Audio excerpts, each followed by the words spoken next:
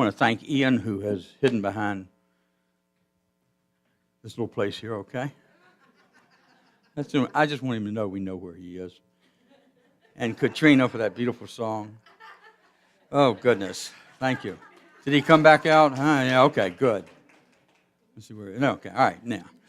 So this morning, let me see what we're talking about here. Love Expressing. Okay, I got the right title. But I do have a couple of things I want to share with you, just little jokes I want to share with you. They're pretty bad. Matter of fact, little statements about Santa Claus. And the first one is, as soon as I find it here, okay. What do Santa's little helpers learn at school? It's the alphabet. You think that's bad. Where does Santa go when he's not feeling very well? He goes to the Elf Medical Center. Elf, E-L-F, Medical Center. You're going to like this one.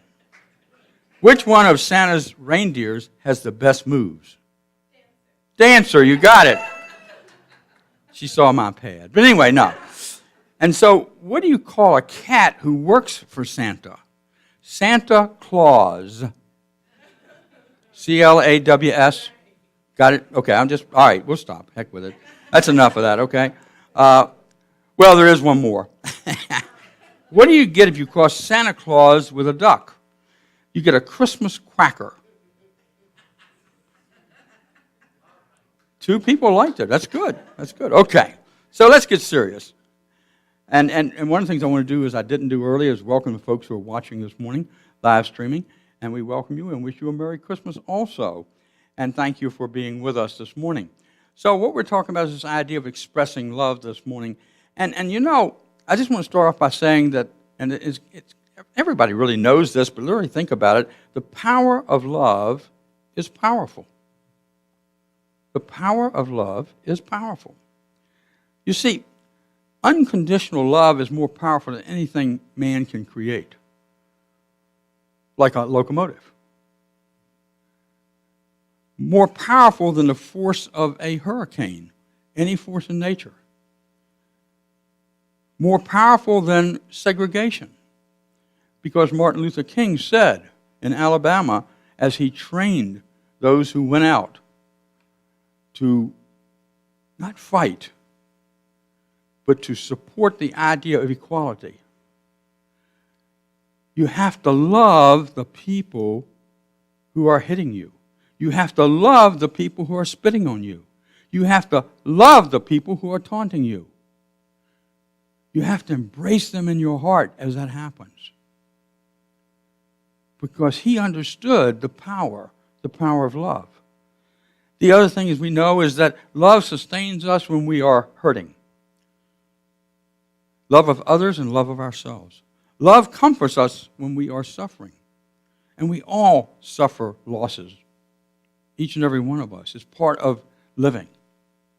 And love celebrates us when we are awakened to the power of love within ourselves.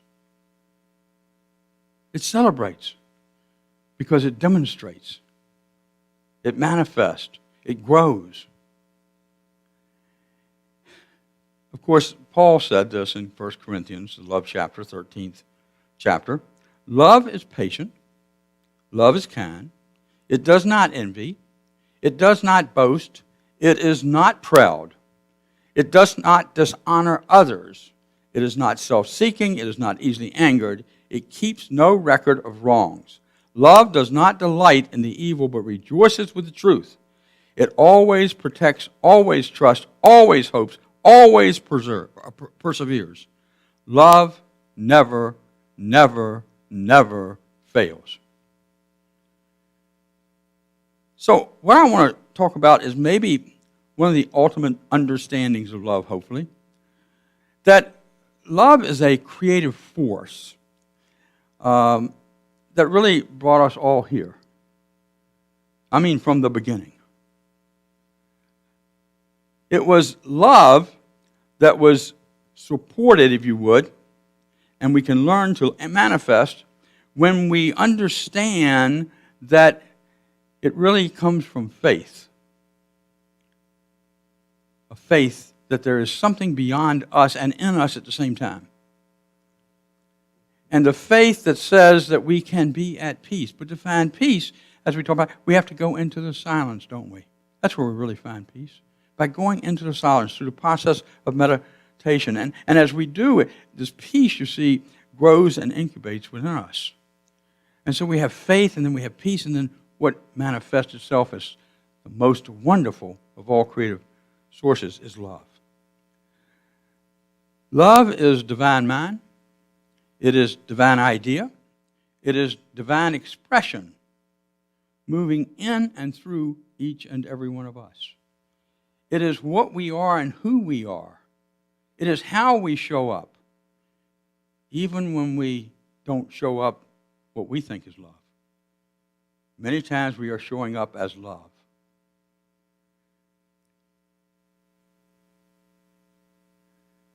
You know, one of the things that happened for me many years ago was my dad and I were pretty close. My mother and I were close too, but my dad and I were pretty close. And so anyway, I was getting ready to move to El Paso, and we sat and talked because this was the first time we really were going to be that far apart, okay? And as I had mentioned and have mentioned in the past, I'd been through some stuff, and that's what it was, stuff. And my dad sat down, and he just wanted to make sure I wasn't running away. And he said, you know, wherever you go, you understand that you create what happens. This wasn't the way my dad usually talked, but that's what he was saying to me. This is what you create what's happening. So don't run away, but instead move towards something new. And he said, you know, no matter what's happened in your life, I love you just the way you are. And every once in a while when I become disturbed or upset about something, about myself or whatever's happening, I remember those words. I love you just the way you are. And he said, you know your mother does. And so we'll never be apart. What wonderful, beautiful words that my dad shared with me at a time I didn't expect it. I think, you know, I sat down with him. I was a little nervous. I thought maybe he might chastise me a little bit because I'd made some mistakes, and he knew about those mistakes. I thought maybe that he would be disappointed in me because I had moved to a certain level of success, supposedly, and now didn't feel as successful. And but instead, he understood what I needed. And that was because he loved me. And as we look at love, we start to understand that love is not anger, but it is the opposite of apathy. Love is not the opposite of anger or hate. It is the opposite of apathy. And I think that is really important because when we are apathetic, what we're really saying is that we are angry and we are in fear of whatever it is that we are rejecting, whoever it is that we are rejecting, whatever that situation might be. And so as we step in this idea of love as the foundation of Christmas, what I want to do is go all the way back. This is a different Christmas story. I want to go back to the Big Bang Theory. Okay? That's where it all started. And a fellow by the name of Pierre Teilhard de Chardin wrote a book called The Phenomenon of Man. If he'd have written it in recent years, it would have been The Phenomenon of Humankind. But The Phenomenon of Man. And in it, he makes a lot of profound statements, I believe, that describe the evolution of the universe. And he always traced it back to the evolution of love. So the Big Bang Theory is that love created what it needed to create and needs to create to experience itself. And you are that love. You have been created to express love as love. Now, remember I said earlier that love is patient? 14 billion years to get where we are today. Maybe, and the numbers keep changing on me, but maybe 1,000,000 years ago, humankind came into form of some type. And then maybe about 9,000 years ago to 25,000 years ago, we started to develop a brain that could ask questions of ourselves and say, who are you? What are you? Where did you come from? Reflective thinking. And as that developed, we also continued to be a definition, if you would, or an expression of unconditional love.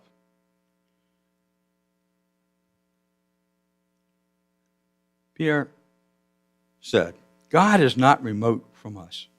He is at the point of my pen, my shovel, my paintbrush, my sewing needle, and my heart and thoughts.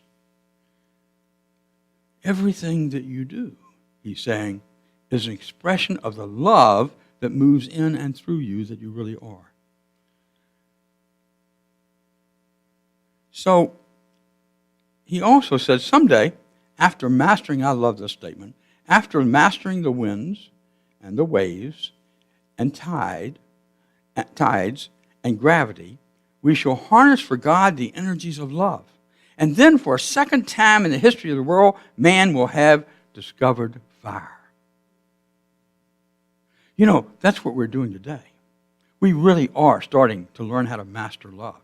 And I know you look around and say, well, I don't see much love out there, especially when I watch CNN or Fox News or whatever there are. But what it is, I think, the phenomenon that's happening is that we sometimes have to see ourselves in order to become ourselves. And so when we look out at others, and if we judge, then what we're really doing is judging ourselves. We're saying, I don't want to be that way. And I have a choice. I can either fight that, which means I'm becoming that, whatever I'm against, or I can love everything that's happening. And that's the challenge. And that's what will bring Christmas into your heart, is expressing love. You see, it was over millions of years after the Big Bang that there was a baby born in swaddling clothes in a manger in Bethlehem. And for me, and I know there are many traditions of faith, but for me, this is the one that says love came into the world to express itself, even at a higher level than it ever seen before. He didn't say an eye for an eye and a tooth for a tooth. He didn't say, get rid of your enemies. He didn't say, I will lead you as a great king to take over Rome. Instead, he said, love one another. Care for one another. Share with one another. And as you do that, remember that you are one. And so for me, Christmas is all about oneness. That you and I, when we connect at that soul level, at a time when we're meditating, at a time when we sit here and we share with one another, at a time of Christmas, that what we are expressing, what we are becoming is love in action. And as we become love in action, we learn that it's through our oneness that we can magnify that and express that and grow that love. So we remember that we are one. The second thing about love is that we have to regard everything with love. Not everything as love, but everything with love. So we respond with and we radiate love as we let go of the ego. As we not judge the ego with another person or another situation. Because if we're able to do that, you see the reflection is, I got an ego. And it's starting to master me, so I better be careful. So I have to say, wait a minute. I don't want to be ego controlled. I want to be the master of my ego, which means that I then can radiate love and the power of love into any situation at any time. And so as we do, we begin to respond with love. We begin to see what really matters in our lives. And the things and the events and the people that matter in our lives. And as we do that, we begin to see other individuals, other situations, other family members as less and less frustrating to us. Because we're looking through their stuff and we're beholding the Christ within them. We're beholding love as an energy within them. And when you do that, you connect. And the interesting thing is, what I have found, that people know you're connecting, even though you may disagree. They know you're connecting because they feel that pulse that's called the energy of God. I think love and God are one and the same word. And this love is expressing through each and every one of us, and we are capable of moving it forward and making a difference in our lives and others' lives because of it. You know, one of the things I understand, because I've been there, is that I can be all frustrated. I can be all upset about whatever I've done or whatever somebody else is doing or what they're saying. And I can get all frustrated by that. And so I then become negative. Don't tell anybody that. But I can become negative. And when I become negative, I then, you see, get frustrated with myself and others. It's not fun. It's hard work. But when I just step back and say, Richard, you are the energy of love. What are you doing here? And where love really sustains me is I can learn something from this experience rather than fight it. From my own experience of how I show up sometimes, I can learn and not fight it. I can step into it. And so Christmas, again, is all about that love.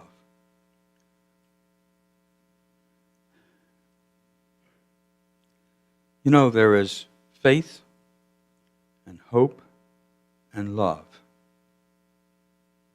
The greatest of these is love.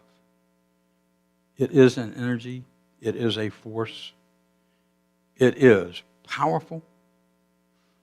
It is consoling. It is exactly who you are. You are that expression of love. Even when you make a mistake, you're still expressing love. You can't do anything but that because that's how you're created. And so it's the love that teaches us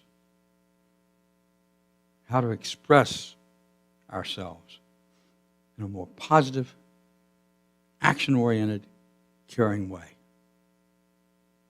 You cannot, I don't believe, talk about love unless you demonstrate love. And so demonstrate love, not just this Christmas, but demonstrate love all year long. When you get out of sorts, say, am I showing up as love or am I getting a little frustrated here? When you get upset with somebody, am I showing up as love? It's okay to be upset with somebody, but you got to show up as love if you really want to help the situation, okay? It's okay to get angry. It's okay to get angry too. It's okay to get angry. But when we're angry, we can't let it control us. We have to recognize we're angry and step into and respond with love, not with anger. And again, just remember this. Love is patient. 14 billion years ago, love showed up and started to create something. And it didn't say, I sure hope it happens this weekend. Love is patient. Be patient with yourself. Love yourself this Christmas. Consciously love all around you this Christmas. Especially those that you may not agree with. and step in that love, become that love, express that love. And I know that you do it. Each and every one of you that I know do it because I've seen it. I've felt it. And I appreciate it. So a little different Christmas story. It all started 14 billion years ago. And it was the energy of love